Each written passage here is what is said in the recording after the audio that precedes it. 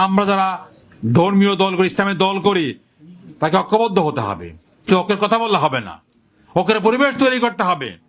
কেউ কারো বিরুদ্ধে কথা বলবেন না। সব ইসলামের দলগুলোকে ঐক্যবদ্ধ হয়ে নির্বাচন করতে হবে যখন নির্বাচন সময় আসবে। আমরা কিভাবে নির্বাচন করবেন? জোটমোট করা যাবে না। এক জায়গাতে একটি ইসলামী প্রার্থী থাকবে। যদি এক বলতে পারেন তাহলে ইনশাআল্লাহ এই দেশের বুকে ইসলামী শক্তির একটি উত্থান ঘটবে। আজকে আদিলুর রহমানের বিরুদ্ধে জেল দিয়েছেন, তার অপরাধ কি?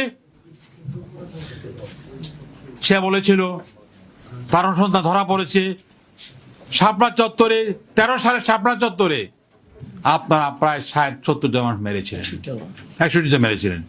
এই অপরাধের কারণে তাকে জেল দেওয়া হয়েছে। অথচ আমরা জানি, আমাদের তদন্ত দেখা গেছে যেভাবে হেফাজতের এটা সত্য তো বটে, এর চেয়ে বেশি লোক মারা গিয়েছে। কিন্তু আজকে দুর্ভাগ্য হচ্ছে সত্য কথা বলার জন্য জেলে যেতে হয়। আদালতকে আমরা কোন জায়গায় পৌঁছিয়েছেন? আমরা যারা এখানে কয়জন আছি, অনেকেই আছেন, আপনার প্রতি মাসে কতবার কোর্টে হাজির দিতে হয়? কাজ করব কোথায়?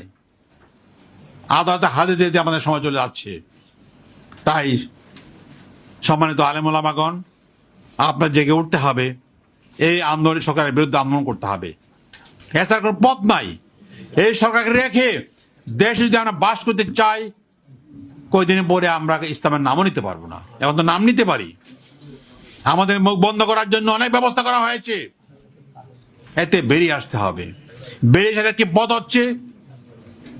আমরা যারা ধর্মীয় দল করি, ইসলামের দল করি, তাকে ঐক্যবদ্ধ হতে হবে। কেউ ওকে কথা বললে হবে না, ওকে পরিবেশ তৈরি করতে হবে। কেউ কারো বিরুদ্ধে কথা বলবেন না। সব ইসলামের দলগুলোকে ঐক্যবদ্ধ হয়ে নির্বাচন করতে হবে যখন নির্বাচন সময় আসবে। আমরা কিভাবে নির্বাচন করবেন?